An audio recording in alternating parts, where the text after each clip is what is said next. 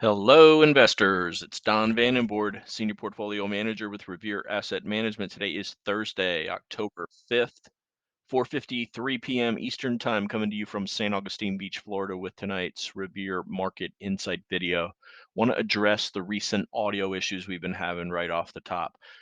So for 7, 8 years, we've been using the GoTo family of products to record and distribute our videos and have had a good customer relationship with them. It's a good product. They upgrade their products, they serve the purpose. We use them for webinars, never had a problem with them. But over the last couple of weeks, when we upload our videos from the native format that they're saved in, the format is WebM files. And if you look at that, it's supposed to be the latest and greatest thing for video.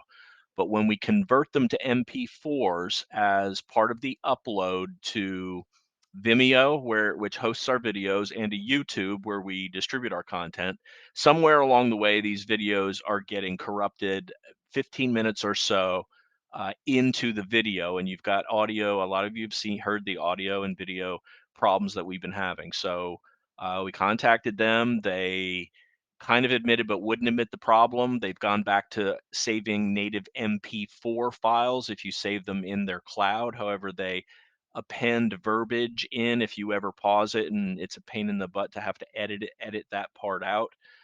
But they don't have WebM to save. They only support WebM to save the files on the desktop. So the bottom line is we'll be going away from GoTo and moving towards Zoom.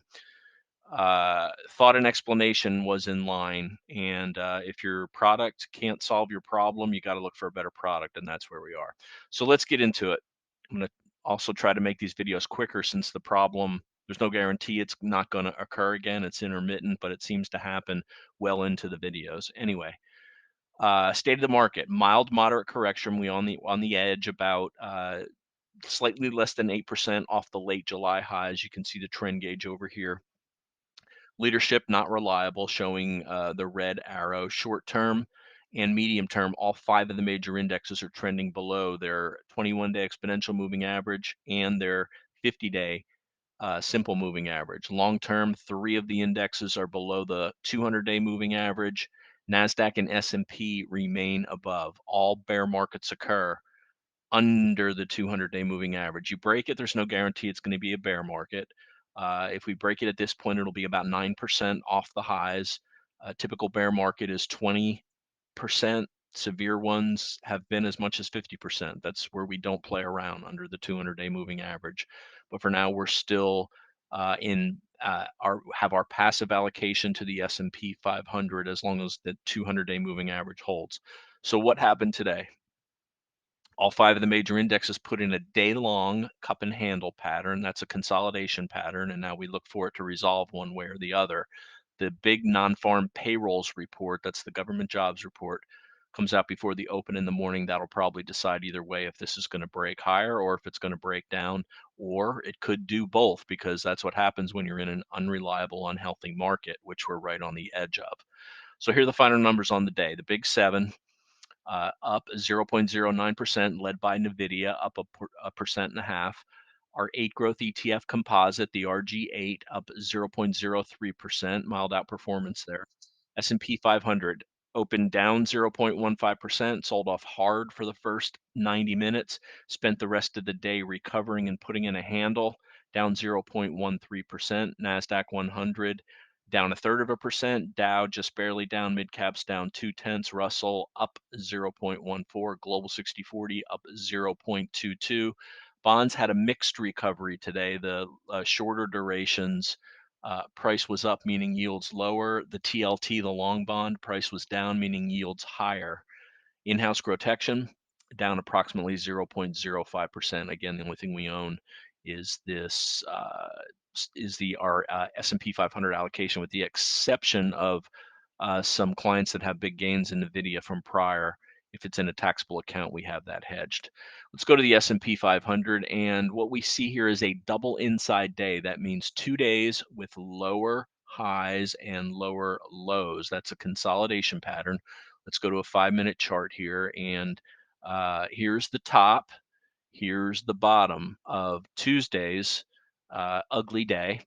And yesterday inside the high and low of that, today inside the low and high of the prior day, double inside day. It's a consolidation pattern. You can see the cup and handle here on the 5-minute chart, the early sell off, and then spending the rest of the day recovering before a handle into the close.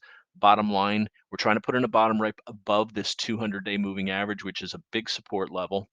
If we put in a bottom and start correcting, first thing we're going to get is back above the ADMA, and then we'll challenge the declining 21-day moving average. Let's go to the NASDAQ 100, which continues to outperform, not today, but overall, as you can see by the relative strength line here over the last 2 weeks. Didn't make a lower low, still alive from the from the day one attempt. So we could have a follow through day by the O'Neill standards. And also this declining trend line, and you can draw a triangle here again, forming a consolidation pattern and the non-farm payroll report. If it is weak tomorrow, that's oddly considered positive for the market because it implies that it's not inflationary, and the Fed can stop raising rates or commit to not raising rates sooner. That's the market thought anyway. But either way, we're looking for this consolidation to break one way or another. The 8 EMA, that's the purple line, has been kind of a acting as a uh, dividing area with the NASDAQ 100 lately. It has not been able to, it's been getting above it, but not able to stay above it. We want some staying action here. Dow Jones Industrial Average made a bit of a higher high today, closed near the high of the range, just barely down on the day. Did not break yesterday's lows. Mid caps, MDY closed basically right about where yesterday is. Continued underperformance in mid caps. Yesterday's low is the benchmark that we're watching for. IWM, or the inflection point that we're watching for. Small caps positive today. You can see the underperformance on the relative strength line here. So those are the major indexes. Let's go to the VIX.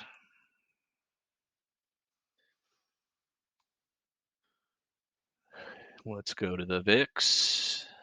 And the VIX, if it ever comes back, come on, we're under a time constraint here, people. Don't make me have to pause. There it is. Uh, prior 2 days above the 20 level, closed at the lows of the day today, still above the ADMA, above the 50, above the 21. Not in a good spot, but if it has a sharp contraction here, that would be beneficial to the markets. The markets have done their best work with the price, with the VIX below 15 this year. Let's flip to the dollar. Dollar pulled back for the second day. It's been pretty much riding this 8 EMA, the purple line, going all the way back to mid-July. A break below there and a test of the 21. We've only had one of those during that period. That would be a potential change in character. We'll see if that puts in a top. The market needs this to happen. The market, let's go to precious metals. GLD, just barely down on the day, trying to put in a bottom. GDX was positive on the day by 1.6%, and SLV down, but off of its lows. Bitcoin on the day down, fighting this 50-day moving, declining 50-day moving average that it can't get over. Has been continuing for 3 weeks now to show relative strength against the S&P 500. Let's go to bonds now. The broad bond index, domestic bond index, this is up 0.07%, second day higher. That means second day of a pullback overall with yields. That wasn't the case on the long bond, though, as we were lower. And look how that's forming a double inside day also. So whichever way this breaks, expect the market to break the opposite way. Expectations are not always met. We always have an open mind.